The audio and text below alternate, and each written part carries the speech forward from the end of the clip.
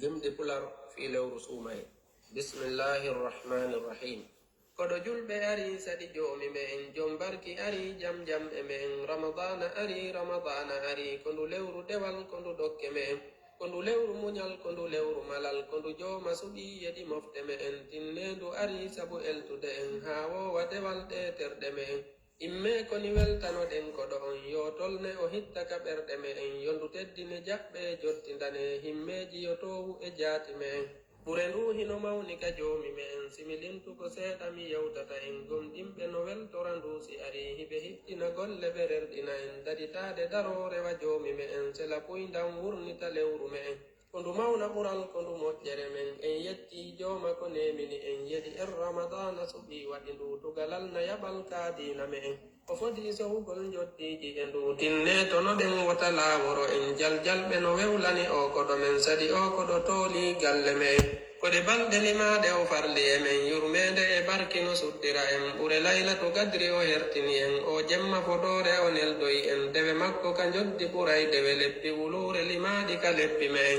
kala horuɗo suuma e tawi hino gomɗini jorti joddi ka jomi me en yafante mo bakkatu fejjuɗi ɗin hino selli ko makunu laaɗo men wono hoori yo hoorinde tere mum gite noppi e juuɗe e koyɗe me en wano farju e ɗengal men jogoɗen sela ñoore fenande e wattude en hiwɗi wota ñallir sonjitoɗa e to reynude jooma ko renini en nawden qur'ana ka lewru dewal jangende nde iida ka cuuɗi me en qur'ana ko nder ndu cippinano ko nde peewal yimɓe ko ndaygu me en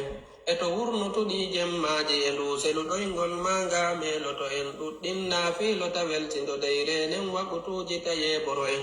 unnade tele ma ɗum téléphone ɗi dey yeebi waɓutuji me en wano filmu séri e connexion ma e balon hida yejjita joomi me en nder ndu wata ɗaɓɓuka wedditoɗa si wona kono moƴƴina jango me en ɗuɗɗindewe hittin hebbinora qur'ana e dicru e naafe me en kala naafuɗo suuma e tawi hino gomɗini hasbitoriindu ka joomi me en yaafante mo bakkatu feƴƴuɗi ɗin hino selli ko maakunu laaɗo me en yahu julde jama yahu naafido yontaro wurnutugol juulirde me en wota wontultowo ka julde jama sigo naafeɗa hittina rerɗina en jon jawle yo yanñan tampuɓe ɓen sabu ɗum hino fanɗi e leydi me en miskinɓe yo yurmine anditane yo ɓe walle ko ɗum wi joomi me en ɗe jawle ko joman halfini on totte hakke miskinɓe me en jon feere yo huntin horuɓe men defanema ko yeɗɗi ɓe addana en arana tum toori e boyri wota wontultowo ka julde jamasi ndin fuɗɗiri ɓe addi ka tumbi me en defutewu naɓama wonde pila haraba so jalay say ñamani en huntinɗo heɓay wabaraji ɓe huntini ɓen tawa ɗuyta joddi me en miskino tama pour ñandu kamum nder ndu wano ɗuɗiri jawle me en wano ɓe almuɓɓe e ɗeɗuɗe men wano nder fulawaji e kawte me en wota weddi to moƴƴo e hiɓɓuɓe ma yiɗu نعم بسم الله الرحمن الرحيم الحمد لله رب العالمين الحمد لله الذي هدانا إلى الإسلام وما كنا لنهتدي لولا أن هدانا الله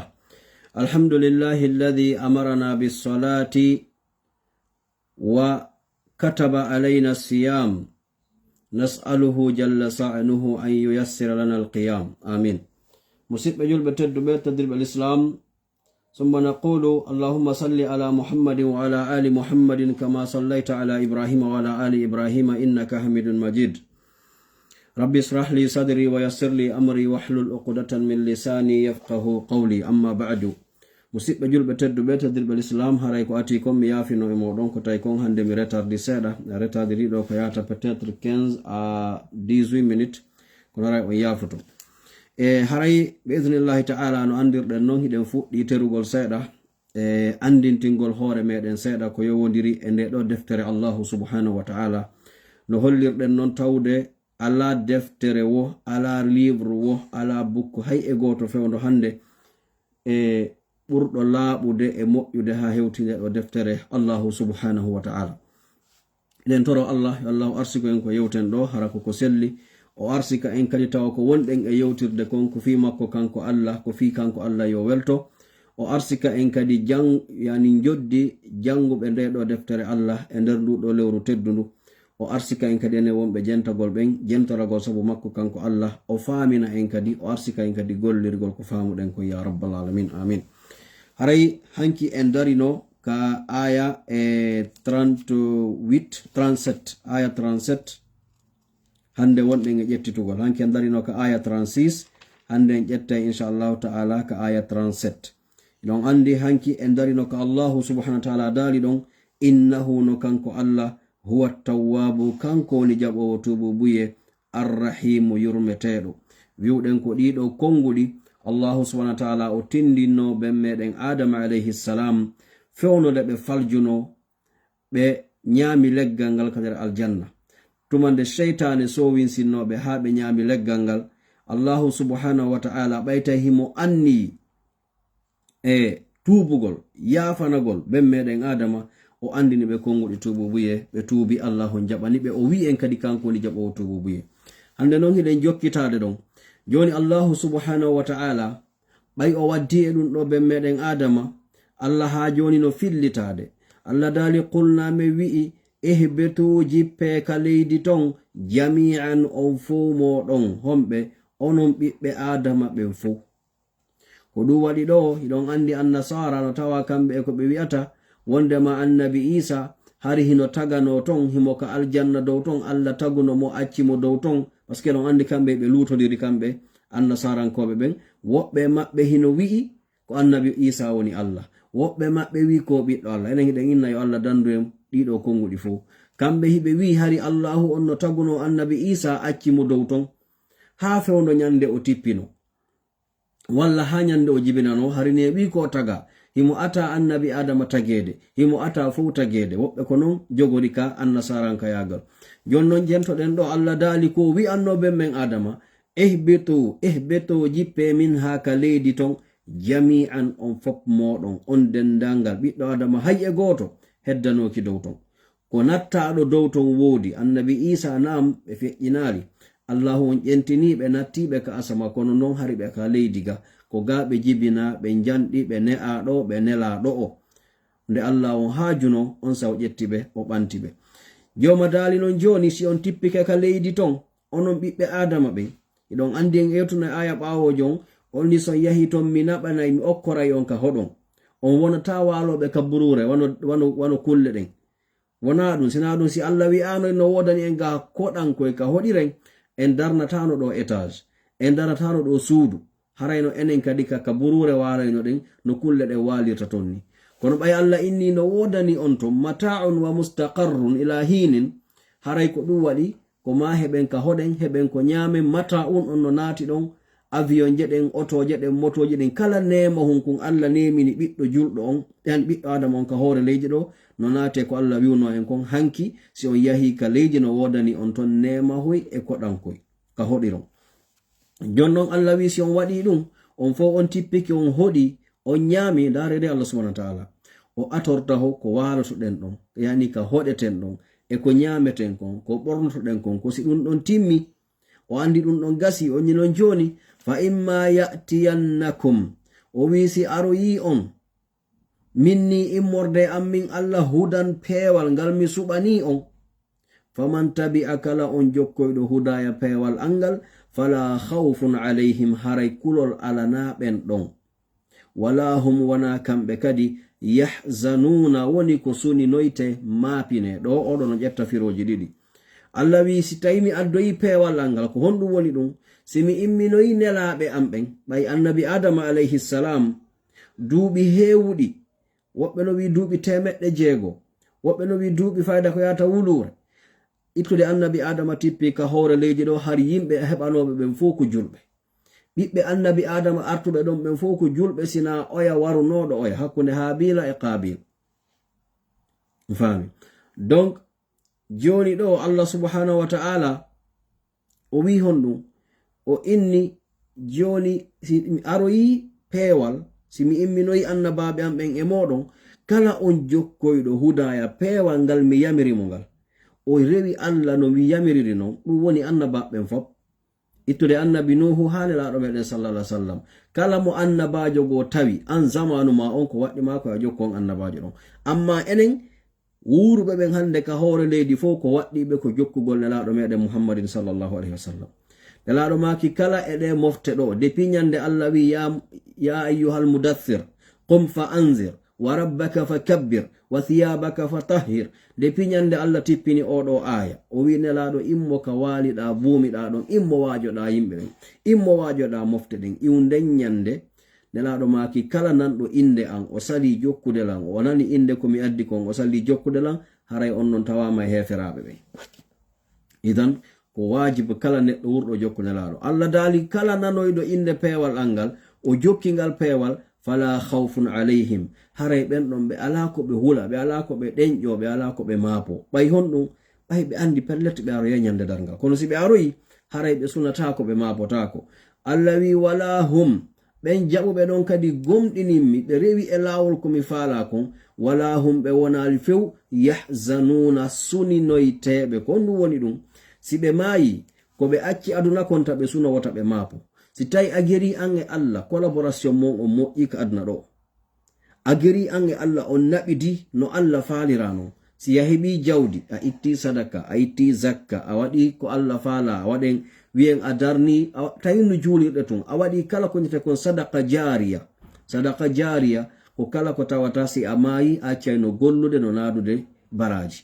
ko ɗum sadaka jariya. jonnon a waɗi ɗum, sa mara jawdi a woni ka miskino wonta ɗon, a wakkilike a rewi allah, a ñaami ko laaɓi, a jibini ɓiɓɓe laaɓuɓe, ɓiɓɓe halal, a ne'iriɓe beru no wawirɗa non fi l'islam. allah daali an on si a hoti ka makko kanko allah, haray ala ko sunoɗa, wota suno wota maapo fi ɓiɓɓe ma ko accoɗa kon ɓaawo. iɗon andi ko angal famugol o aya waɗi si jama meɗen on enen hiɗen haɓɓiti tun ko ma préparen avenir ɓiɓɓe meɗen ɓe. ɓiɓɓe ɓe tawi na an okkiɓe hoore ma, wona an prépari ɓe haa ɓe ari e ma, ko allah. ɓay pellet woɓɓe no woodi hara ko jombuɓe ma ko jombaɓe allah o kaaliɓe ɓiɓɓe few. donc ɓe ɓiɓɓe ma na an préparata avenir maɓɓe on fitelen ma ka aduna. jawdi ko wonɗa ƴettugol kon ukkanaɓe ka banque, jawde ko ƴetteten kon soɗanen ɓe leyɗe, darnanen ɓe étage ji, financen ɗiyo ɓe janngol islamu allah on. avenir ɓiɗɗo ma on fop ko wawɗa préparude wallahi ko si o jangi o faami dina kan hara o jangu net. fi honɗum darane hoore meɗen ko laabi jelu yiwɗen karamukojo dina janguɗo ha tigiti gara na jangi jangali, hara ko janguɗo ha heɓi niveau ko laabi jelu yiwɗen on no toro ko ñama ka yaasi. si e landike ɗo exemple goto pet en heɓata karamukojo. hay enen leyɗe men ɗen e tampude, leyɗe men ɗen afrique e soñjade, kala janguɓe l'islam on ha ɓe wawi, haray allahu subhanahu wa taala o ƴetti charge maɓɓe, o ƴetti charge gurdam maɓɓe ɗan. innalde ɓe heɓa jawdi buy, kono ɓe wirtota ko ɓe ronkata ko ɓe ñaama, ɓe ronkata ko ɓe fe'inira affaire ji maɓɓe ɗin. jonnon enen arɓe leyɗe porto ma enen tawɓe hande jawle ɗen no woodi ko hanuno ɓe ɓiɓɓe meɗen ko yen ƴettu ko marɗen marantenɓe kon fof ka banque ji financen fiyo ɓe jangu dina kan, ɓe jangora kadi gandal aduna ngal, kono surtout dina kan. ɓay si ɓe jangori fof e muɗum ɓe nafay dina kan ɓuri kadi si ɓe jangi dina kan tum ɓe hatti ɗon. est ce qu'on fami? allah wi stay tun a golliriɗo allah faalira non ɓeɗo haray wala hum wona kamɓe woni yahzanuna sunoytoɓe ñande ɓe mayata. si tawi ɗa andi ɓiɓɓe maɗa ɓen ko julɓe, ɗa andi accuɗama ɓiɗɗo ma ko hunjiɗo alquran, siko gorko ko imamujo, ma ko karamakojo wonɗo jannude, ma hay so tawi o hewtali o niveau ko ɗon o fokkiti, a accidimo e mokko baɓe julɓe ɓen, hiɗa andi oɗo du'antoma. siko ɓiɗɗo jiwo hiɗa andi ɗa formimo himo faami l'islam, mo andi ko honno wondirta e dewgal, himo andi ko honno ne'irta ɓiɓɓe ɓe o heɓoyta ɓe, yani taniraɓe maɗa ɓen, haray ala ko sunoɗamo siɗɗo julɗo. hay sa accanalimo jawdi, allah wi ɓeɗo haray ɓe sunoytako. ɗo ko go'o e sunande nden, sunande ɗimmere nden ko si ɓe hewtoye ñande dalngal ɓe sunatako ko honto ɓe naadoyte, par ce que ka mayata ɗon nde malakul mawti natanma o ɗo yo wonkimakin sortade an neɗɗo mayo on, haray a andi ko honto fokkitirɗa, a anday directement est ce que kaka aljanna kaka ka yite on tigin fokkitiri. kanko o anday ko woni allahu on newnantamo o wowla. woɓɓe ɓen tigi ɓe waɗa e signal ji ha faama, kono haray an a anday konto e muɗum fokkitirɗa, kono taw woni trop tard, say koko duwano moƴƴintenede lan ni lawade. yo allah dandu en. ko ɗum woni ɗo wala hum yahzanuna, ɓe sunatako fi ko ɓe accata kon aduna ɓe sunatako kadi ko ɓe tawoyta kon lahara. Allah dali joni non ɗo ko jaɓuɓe mo ɓenni o wi walladina amma non ɓen kafaru yedduɓe darti jomi muɗum wa kazzabu ɓe fenni bi ayatina ayeji amen ɗin ulaika ɓen wawɓe non dey ashabun nari ko ɓen ɗo woni wondiɓe yiteken. Subhanallah,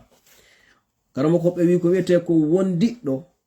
ɓaytum ɓe innama ko ɓe wondiɓe yitegen ɓe sartata e yitegen abadan. ɓeɗo ko e maggi woni ɓe suma bimbi ɓe suma kikiɗe ɓe suma jemma ɓe suma nyalorma. Allah no yewten e aya go o wi tuma kala ɓalli maɓɓe ɗi lanni ɓe sumi ha ɓe tayi fewno andirɗen poore hunno tayira ni sa o kikge yite.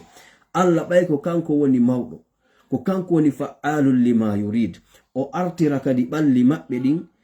ɗi wonta kesino ɗi wonirno non fiyo ɗi sumo kadi o ɓeydana ɓe musen ɗin kadi. Yo Allah dandu en yita ya rabbal alamin, amin.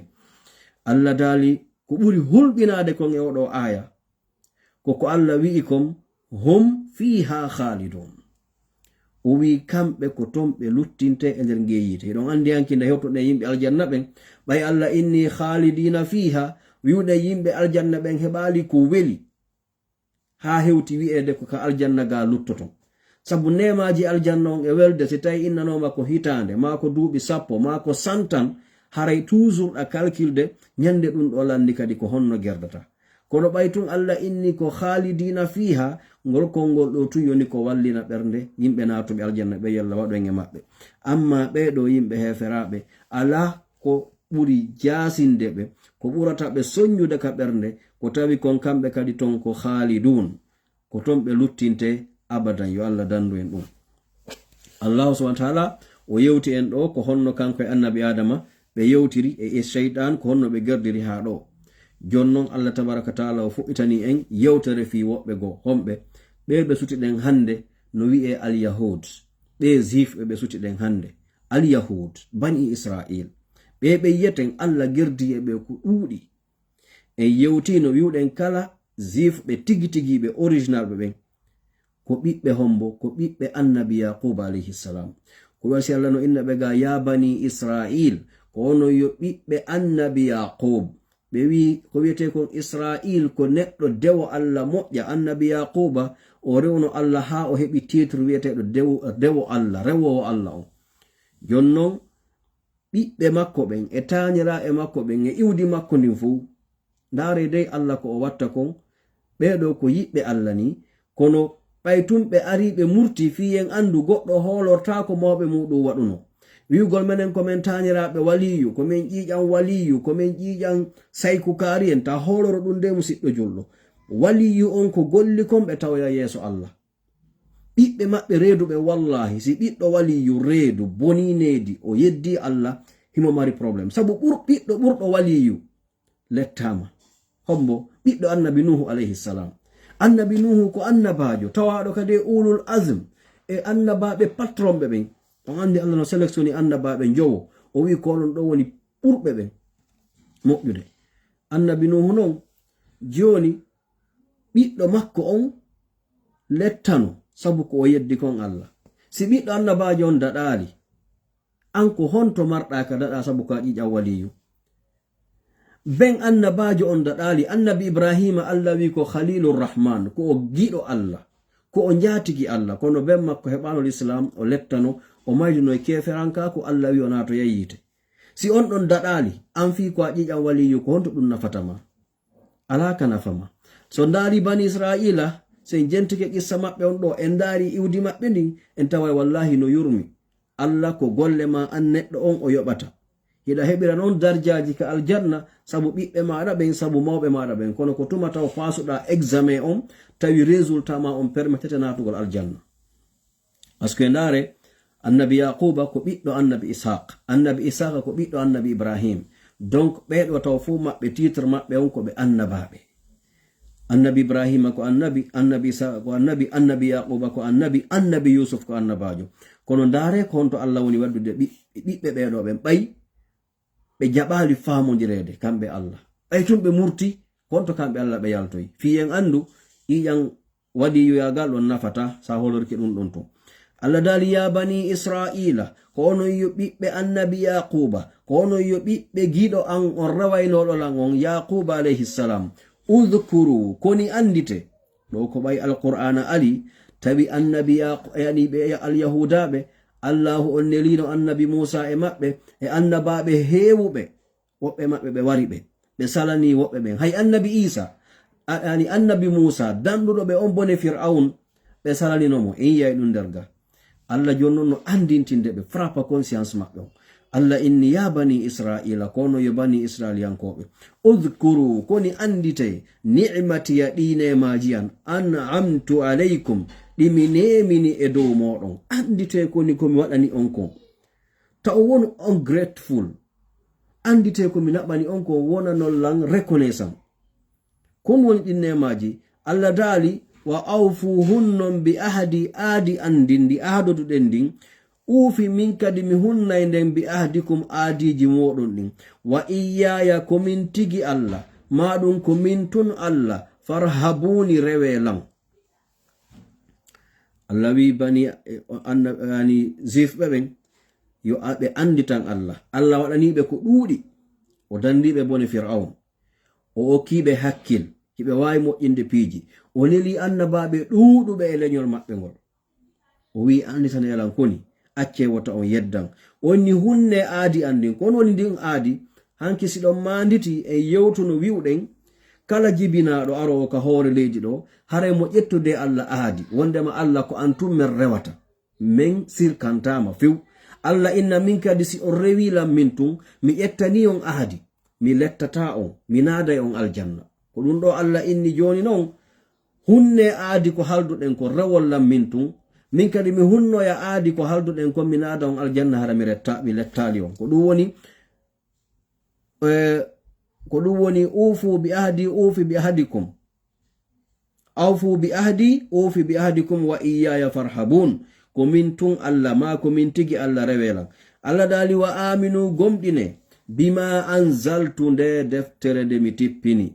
ko ɗum woni nde alqur'anare nde mi tippine hoore muhammad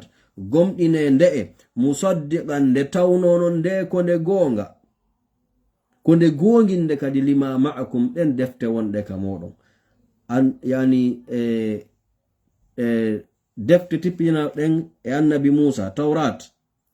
e injil ko arno ko yore annabi isa allah wi qur'ana hino jaɓi ɗen hino hooli ɗen jonnon ko waɗaton jaɓe onon kadi nde ɗo hoolo ɗon nde gomɗinon nde ɗum allah wi wa aminu gomɗine bima anzaltu nde deftere nde mi tippini ɗo e hoore muhammad nde tawno musaddiq an kayre nde yeddali ko nde goginde lima ma'akum ɗen defte wonɗe ka moɗon allah wi wala takunu koni acce wota on laato onon ɓe zifuɓe wonaɓe gerdede hande wonɓe yahugol wi alancay palestine waray julɓe ɓen allah wi'inoɓe allah préveninoɓe allah inniɓe koni acce wala takunu koni wota on laato awwala kafirin bihi atiɓe yeddugol nde alqur'anare koni jaɓe o nelaɗo jokkonmo acce wota on wonu atiɓe yeddugol nde'e wala tashtaru o wi acce wota on soditir bi ayati ayeji an ɗen kon woni ɗum ɓe yaha ɓe yiya goonga ha gasa ɓe suɓo gurdan aduna ɓe suɓo piiji aduna fi hon ɗum fi ɓe sala ɗon ayeji allah ɗen allah wata on waɗa on soditir bi ayati ayeji an ɗen samanan qalilan coggu hoy fanɗu koy wota on suɓo piihoy kala ko heɓuɗa ka aduna ɗo o hay sisede milliard fiya yeddu alqur'an fiya yeddu nelaɗo andu ɗum ko perdino allah wi wata on waɗu ɗum ko cogge hoy fanɗu ko yeeso allah no kala salaire mo heɓuɗa ka aduna ɗo o fiya accito alqur'an andu ɗum ko perdino ko coggu hon fanɗu kon ko ɗum waɗi an julɗo on wota heɓu golle ɗe préférata tawa ko ɓe yoɓatama ɗo wo même si c'est des millions d'euros maɗum des millions de dollars tawa heɓay ɗon mbuuɗi ɗin préféra accitugol dina maɗa kan si wi accitugol na innugol mi yalti l'islam kono ko taw nyallal ngal fof a juulanta allah hi lewru ndu fof a jangata alquran sabu golle maɗa giɗa occupé tun anɗa jogi golle moƴƴuɗe vraiment golle komi jogi kono no moƴƴino ɗumanni a heɓay tel par mois kono e nder ko heɓata ɗon ko ka compagnie allah ko lerjir gollanta allah ɗon musidɗo joɗo pose question ma on ka compagnie allah parce que ɗa jogi compagnie mo wonɗa gollude on kadna ɗo kono ko allah atima ambosude ka compagnie makko nde o tawnoɗa nde jibinanoɗa tawɗa ko la ilaha illallahu tawruɗa mawɓe maɗa ɓen. Jon noon ka compagnie Allah ɗon ko combien d'heure gollata ɗon a ñawana e hoorema. mais Allah wi dey wala tashtaru bi ayati samanan qalilan, wota on yeeyitir ayeji an ɗin dina an kam farillaji ɗi mi farli on ɗin acciton ɗin ɗon sabu coggu hoy fanɗu koy ko heɓaton ka adna ɗo o inni wa iyaya ko min tigi Allah maɗum ko min tun Allah fattaquni hulela. idan ɗo an neɗɗo on ko alyahudu ɗum ɗo sappana, ko zif ɓen sappaɗo, kono julɗo kan no mari ga geɓal. enen fewndiɓe hande ɓen eɗen mari ɗo geɓal ko ya taw kala situation mo wonɗa si tawi a ari gollugol golle daru taw konto geɓal Allah ngal woni e ɗen ɗon golle ma. ko ɗum waɗa taskade en première position geɓal Allah ngal ko honto woni yani ko honto geɓal Allah ngal woni. onon landi ɓen ko toro mbo wonɗen fuɗɗade fayda lero on wona fixe moƴƴa kono innen ɗum fayda ko 23h leydi Europe 23h Europe mi anda Afrique hara ko 22h on yafoto par ce que mi on landi ko landitiki ha ko ɗo simi jaabi. Nam Allahu subhanahu wa ta'ala o wi hon ɗum o wi joni non ɗo nam wa iyaya ko min tigi Allah fattaquni hulelan kala ko waɗata andi to Allah hula Allah. o wi wala talbisu koni acce wota on jillidir alhaqa gonga kan bil batili e mere on, wota on ƴettu gonga kan watti ɗon e mere on yani e penale ɗen wa taktumul haqqa suuɗon gonga on wa antum hara onon ta'lamuna hiɗon andi on suuɗi gonga kan. no tawano e jukko maɓɓe kamɓe alyahud kala ka ɓe yi aya alquran ari tawa ko gonga ɓe ƴetta penale ɓe bakida e ɗum ɗon ɓe suuɗa aya alquran o ma ɗum defte maɓɓe ɗen tigiri ko arno kon annabi Musa ɓe suuɗa gonga kan ɓe yaltina penale ko ɗum waɗi ha ɓe sanzi yani tawrata arɗo on e annabi Musa ɓe waɗi ko ɓe faala nder ton ko. Allah wi jon non acce wota on waɗu ɗum wota on jillinir gonga kan e fenande nden geron kadi suuɗon gonga kan hara hay aroyayɓe ɓawo ɓe yi'ata par ce que ɓe zif ɓe fewndiɓe hande ma ɓe jokkuɓe kadina buy e maɓɓe koko atino ɓen penale ko ɓe winduno waɗi kon ko ɗum hande ɓeɗa woni yi'ude kañum sikka ko gonga ko ɗum Allah inno ɓen accu ɓe watta ɓe waɗu ɗum. Allah daali jon non komi faala yon waɗu onon ɓe zif ɓe tigiri komi faalana on bal enen ɓe julɓe tigi. Allah wi wa aqimu salata ñinne julde nden wa atu zakata itton zakkaji ɗin warka'u ru'idon ma'arraki'ina e ɓen ruƴƴoɓe ɗo. Allah wi ɗo wa aqimu salata ñinne julde nden karamo koɓɓen fensiti o aya ɗo kono woni wa aqimu salata ina argo tun uggino ɓanto innami juuli ɓe wi ko wiyete kon ɗo tigi tigi ko Allah faandi ɗo kon ko yo taw a eɓɓitana e lerji juulugol ngol hara ɗin ɗon ɗi feƴƴirtama sina hara heɓu muskila goto e nder ñallal sina ɗum haray nayo wonu ɗo une semaine fop ma ɗum 4 jours fo hay 24 heures julɗe ma ɗen jowi ɗe fo maje ɗe ɗowaka ma feƴƴirde 24 heures on ko okkipiɗa o si tawi feƴƴirima ha yo wotere feƴƴire ma ɗuuɗi ha ɗiɗi kono yani julɗe ɗen jowi non subaka fana alansara futoro geeƴe ɗum ɗo fof anko leet julata ma ɗe ɗo jowi non ko goto petto wawɗa julde e leer musidɗo julɗo hara waɗali ko Allah wi ko o wi ɓe wi ɗo ko eɓɓinagol taw julugol e leer go'o ɗiɗi ko eɓɓinanagol julde nden no Allah faalirano ka salligagol gera haranaya salligo est ce que ɗa juula est ce que ɗa salligi ka a salligaki ko tawɗa andi siɗa salligi ma a salligaki si hewti ha juulugol ara fewtina Allah ɓandu ma ɗum fewtina Allah ɓernde ma nde gera ha yejjita aduna no metti noon fiigoy kono ko ya geru fewtina Allah tawa fewndo ɗon ɗa connecté directement e Allah gera kadi anda ko honɗum Allah faala ya waɗu ko honno nela ɗon juulirno ko honɗum woni sunna na ya ara andi buy arayɗo ɓe habbira ha gasa hara ɓe ɗum annaki buy arayɗo ɓe habbira ha gasa hara ɓe anda ko honɗum ɓe woni jangude hara ɓe anda ko honɗum ɓe woni jangude yani si haysi ɓe wawi jangude kono ɓe anda tigi tigi ko honno darote ma si julde nde boni ɓe anda ko honno ɓe wattirta ɗum ɗo fo harayno naati ka wa yuqimu salat aw wa aqimu salata ñinne julde nden wa atu zakata si ɗon mari jawle itte zakka on no Allah wiri on no ɗono wona mbuuɗi tun ko kala ko marɗa haysi ko gandal marɗa ko ya ittugal zakka haysi ko doole maɗen marɗa ko ya ittuɗe zakka ƴettaɗen gollirana julɓe ɓen ka nafata ɓe gollira sabu allahu subhanahu wa taala ko ɗum woni allah inalɗo onon marɓe ɓen itte zakka ko onni o fof ittu zakka ko anduɗen enen ko jooma jawle en kono siɗa mari doole a ƴetta eɗen gollirana julɓe ɓen ɗum kadi ko ittugol zakka siɗa mari gandal ɓe wi zakka gandal ngal ko jannugol famina julɓe ɓen ɗum kañum kadi ko ya ittu on ɗon zakka. Nam allahu subhanahu wa ta'ala o wi warka'u juulidom ma arraki'ina e ɓen juuloɓe ɗo karamo koɓɓen woɓɓe inni ko ya aruka juulirde si tawi a hettindike juulida e julɓe ɓen woɓɓe wi ɗo ko woni oɗo warka'u ko ya juulirno haniri non no siforɗen ɗa noon ma arraki'in wondude e ɓen juuloɓe joma dali atamuruna nnasa ɗo ko yewta o ngol landangol kolngol ɗo ko kala gando kala yamirowo kala wajotoɗo foppu no naati ɗo yo allahu fewnu en fo meɗen hiɗon andi no woodi boyi tawata ko heɗotoɓe tumɓe janga ɓe yiyay menen wowloɓe meɗen wowla jama on inna masha allah oɗo no jangi oɗo no faami oɗo ko hulowo allah ni musidɓe julɓe ko allah andi kombo hulata allah mi torki allah yo allah waɗo en fof huloɓe mo o yaafano en faljereji e bakkatuji ɗi wonɗe wadde ɗin en torki allah yo allah yaafo en fof allah daali atamuruna nnasa e onon yimɓe ɓen onon ɓe karamokoɓe onon ɓe janguɓe e o yamira yimɓe ɓen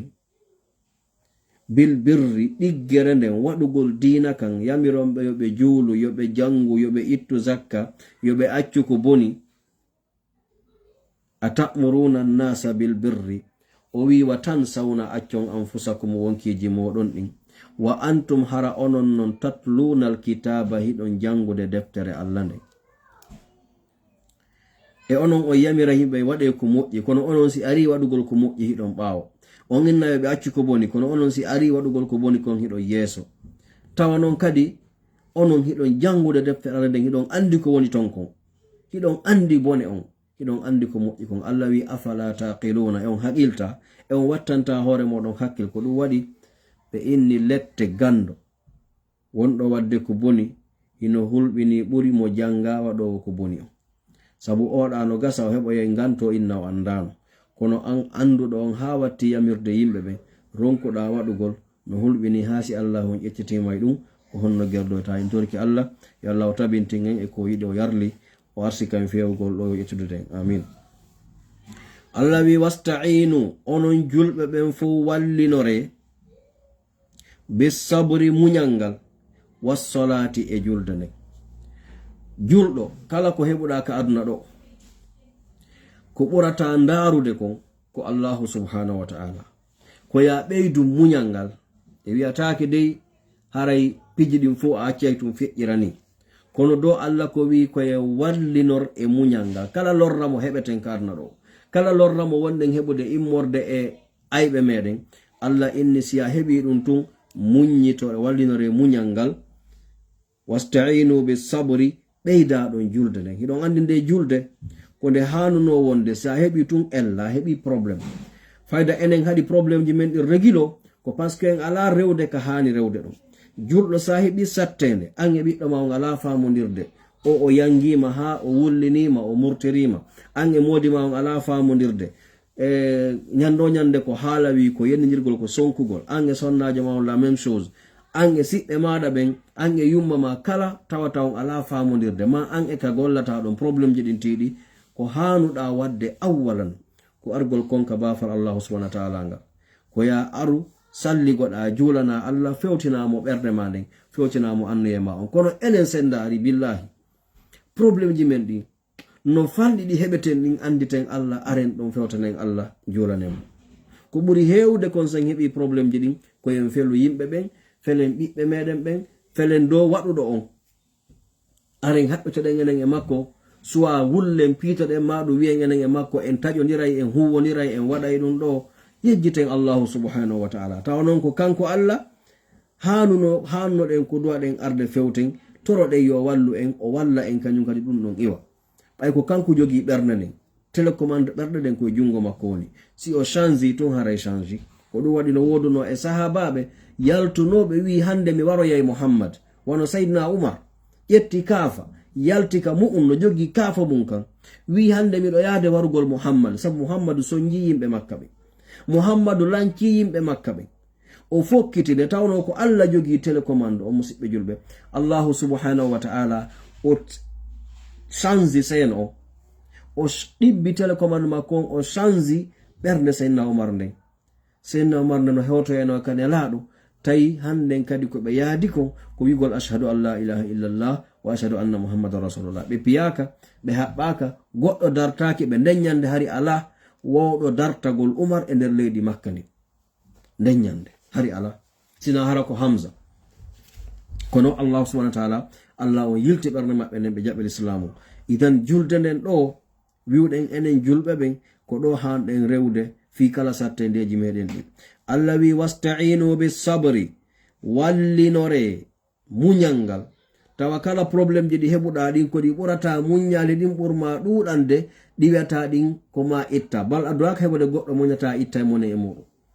ko so tawi satti tawi a wawata accude ɗum ɗon feƴƴira noon ko ya ndaru si négocioto ma ɗum fewta allahu subhanahu wa ta'ala amma noon allah wi wassalati e julde nden jente allah hono yewta en allah wi kono noon mi yamiri on yo muñño mi yamiri on yo gollir julde nden o wi kono on wa innaha no nde ɗo julde lakabiratun ko nde sattande waɗugol ko nde teddunde sattunde waɗugol illa alal khashi'ina si wona e dow ɓe yankinaniɓe allah wallahi musidɓe si tawi allah waɗima an enen ɓe wonɓe ɗo ni darude ɗo mo kala men yo daru hoore mum ka ɓernde yewtida e hoore muɗum e wonki munki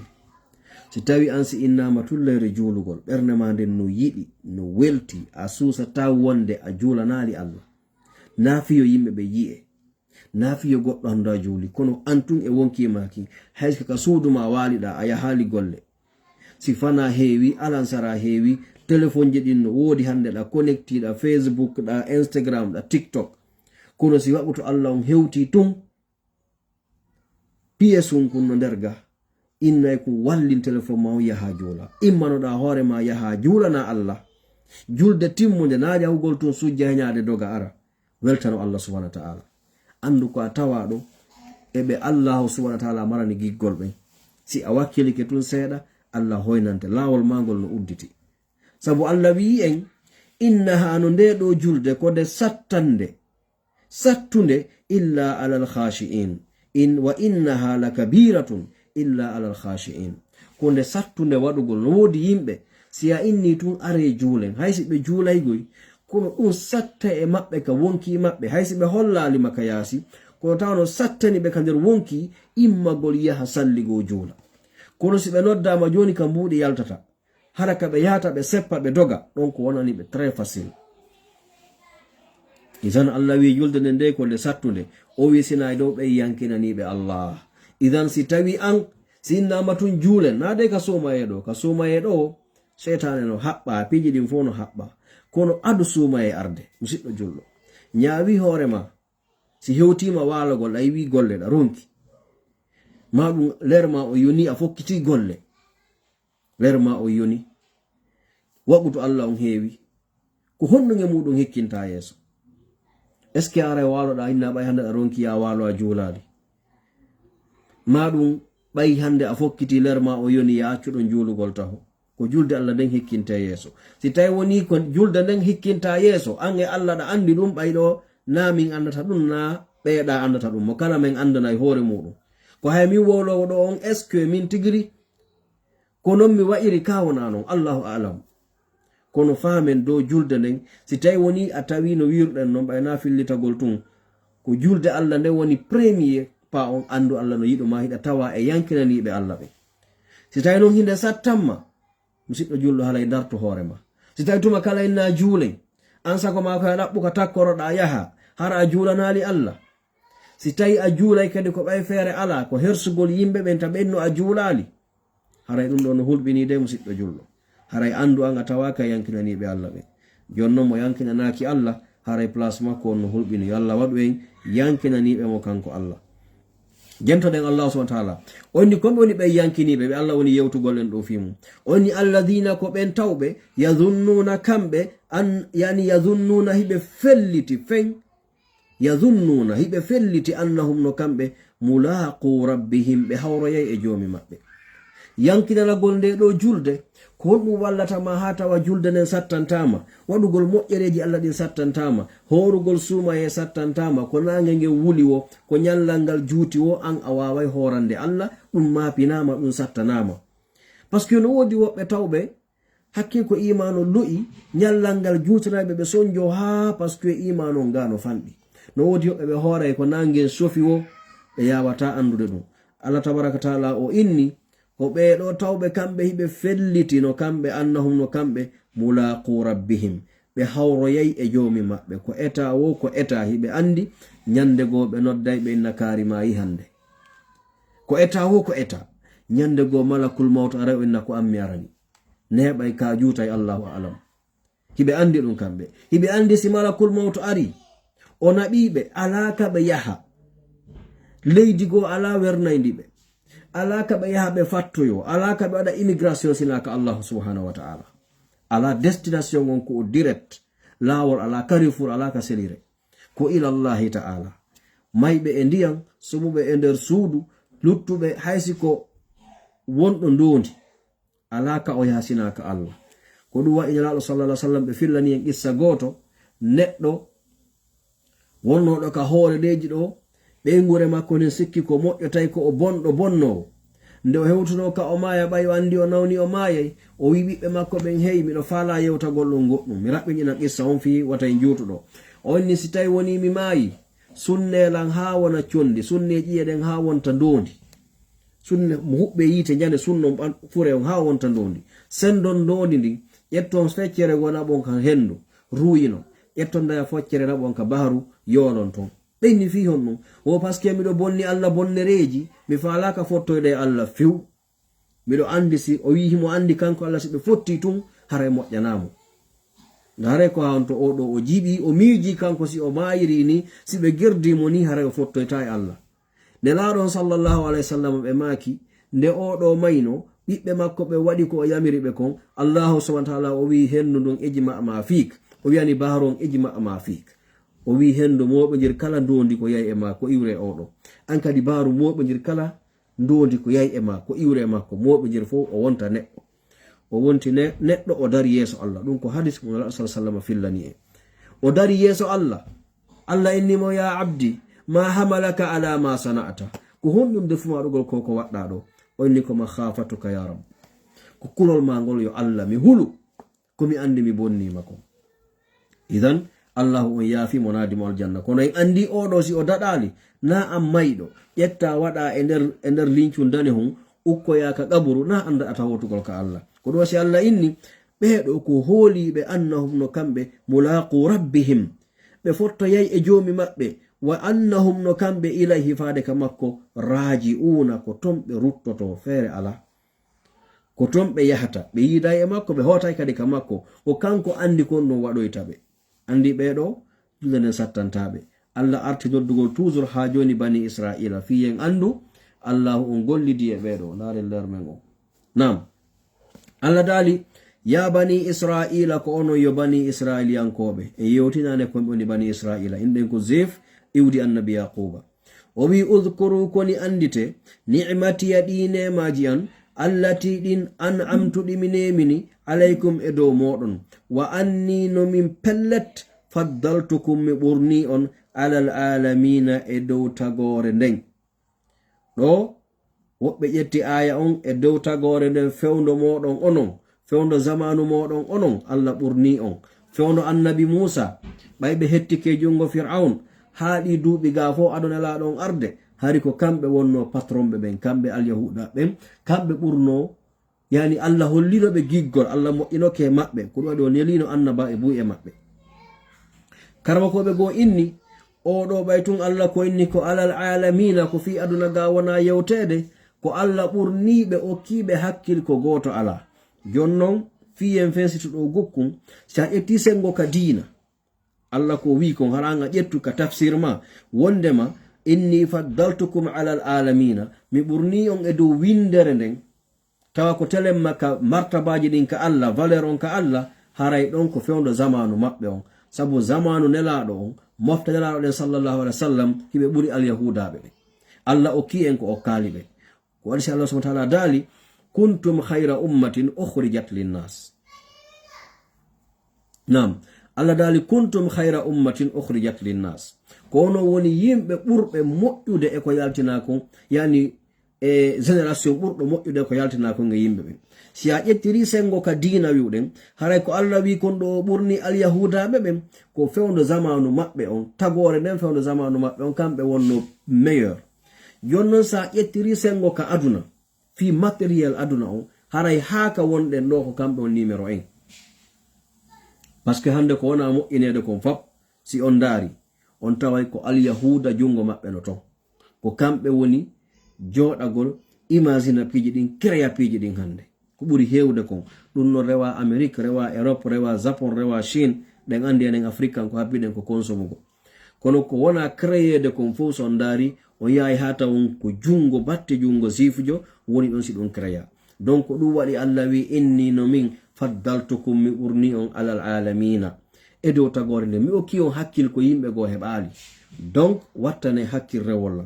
Allahu tabaraka taala o inni wattaqu hule yawman nyalande tawde la tajizi nafoyta nafsun wonki go'o an nafsin gay wonki go shay'an hay e hunde wonki wo wonki nafoyta to wonki go yinane ko halden kon ka innugol ko men ƴiƴam waliyu ben an ko imamu ko ɗum e ɗum ɗon nafoyta ton Allah wi wonki hay e woti nafoyta wonki yedduki to yani wonki go'o nafoyta wonki yedduki to nyande darngal kala wonki wakkiliki ɗo ha maayi nyande inna o tigi maayi taw rewali Allah hara yo ando perdi tawi ɗum o tigi yehi ka Allah hara Allah no tikkanimo yo ando mara ko nafoyamo ton Allah inni wala yuqbalu minha jaɓanoytake ki wonki toñuki yedduki ari ka Allah jaɓanoytake ki shafa'atun tefore tefowo heɓata chance yo goɗɗo artefanaki inna Allah accan oɗo na nelaɗo na malaikaɓe na alqur'ana na goɗɗum ngo kala tawɗo o maayi e hoore tikkere Allah no woodi woɓɓe ara ɓe bonnay hara ɓe mari bakkatuji kono ɓe mari moƴƴereji Allah tikkanali ɓe Allah no weltaniɓe idan hiɓe mari bonnereji kono ɗin ɗon no woodi ka fawoye Allah yaafoɗi kono tawɓe ɓen ɓe maayi Allah no tikkani ɓe fiw Allah wi ɓen ɗon ɓe ƴettanoytake tefowo ko ɗum ɓe heɓata avocat yeeso Allah iɗon andi avocat no wotigo yeeso Allah koni avocat ɓe ɓen e ɓe ganaɓe gotum ɓen ton ko reconnaissa ɓe juge on no mari gonga ha gasa ɓenna kono men torikema juge yaafo ɓe Allahu subhanahu wa ta'ala himo mari gonga ko kanko jeyi gonga ko kanko balko kanko woni gonga jiyaɗo on toñi o bonni kono nelaɗo maka Allah mi torikema yaafo o Allah yaafomo jiyaɓe moƴƴoɓe garayna Allah men torikema yaafo o Allah yaafomo malaika ɓe inna Allah men torikema yaafo o Allah yaafo oti ko ɓe woni avocat e ma ɓe nyande dargal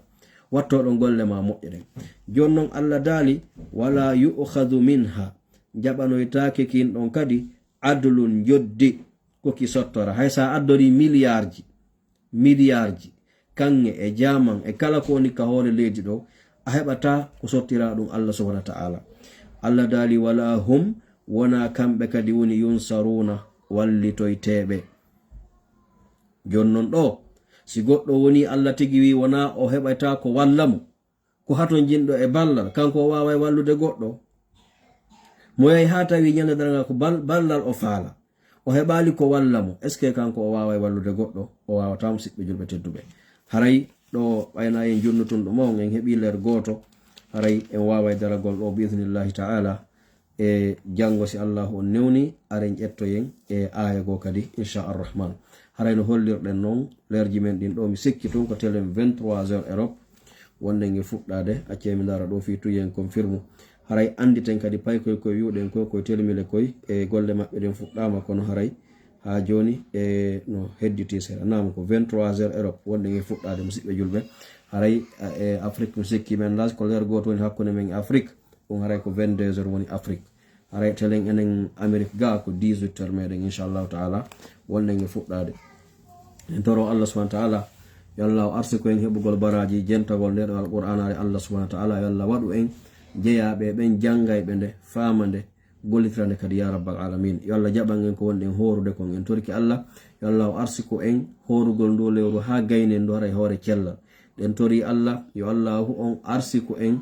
daranagol ndu kadi naafilaje ɗen o tawna en qiyamul layli on o tawna en kadi laylatul qadri on ya rabbal alamin yo Allah arsiko en laɓɓinalngol mo kanko Allah e kala ko wonɗen e wadde kon ya arhamar rahimin haray faala ɓen contribugol fi koye pay koye wonɗen wallitagol ɗo telmile no miññiri on noon ni masomɓe ɓenno ton e ɓeddani en golle ko ɓe fuɗɗi gollugol kon seeɗa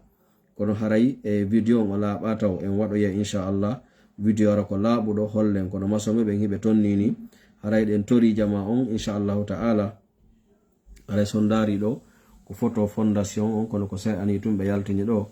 e haray eɗen tori jama on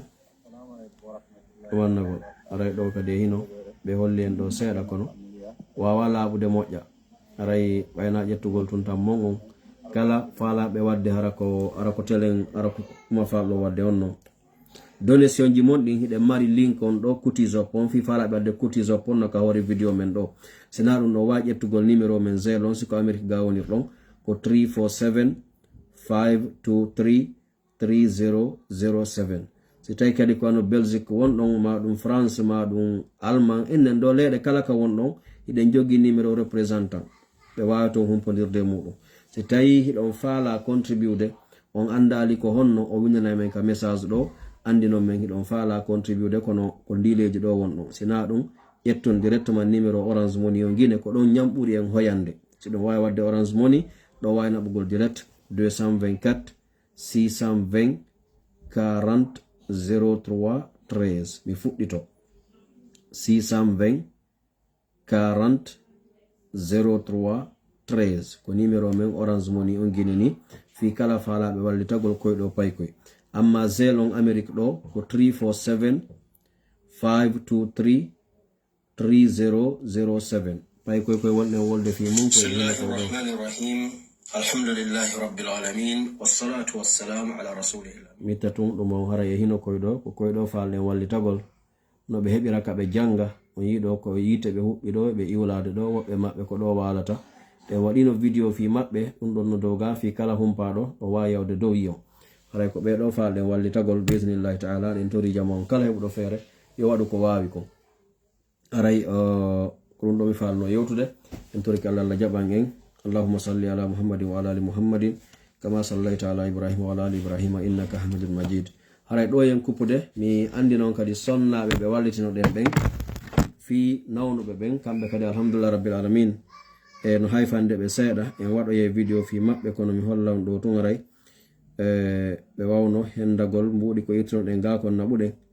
ɓe wawi kadi du'anagol jama on fo ɗum ɗon haray en waɗoye vidéo mum inchallah fiyo taw hara yaadoye hara jama on wawa yiwde inchallah haran fo jarama o weltanama miɗo wi'a noon assalamu aleykum wa rahmatullahi wa barakatuh wa jazakumullahu khayran